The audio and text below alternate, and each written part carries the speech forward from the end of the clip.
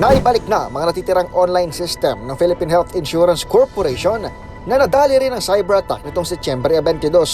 Ayon sa PhilHealth, ito ay ang HCI Portal, Electronic Premium Remittance System at Electronic PhilHealth Acknowledgement Receipt.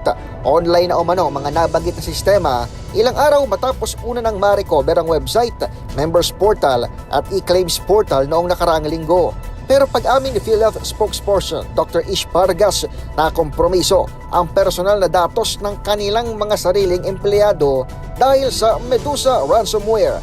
Bagamat intact umano ang impormasyon ng mga miyembro sa hiwalay na server, napasok naman ang data breach ang workstation ng state insurer. Sa panayam ng DZRH News, sinabi ni Pargas na hindi sinasantabi ng PhilHealth na pati mga miyembro nito ay nakopyahan ng mga sensitibong impormasyon gaya ng pangalan, address, phone number at PhilHealth ID.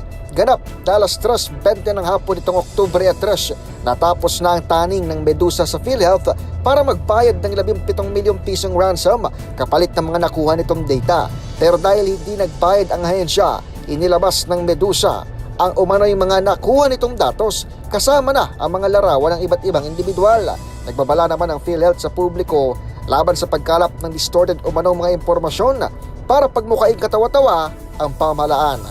Para sa kauna-unahan sa Pilipinas, DZRH, ito si Edniel Parrosa.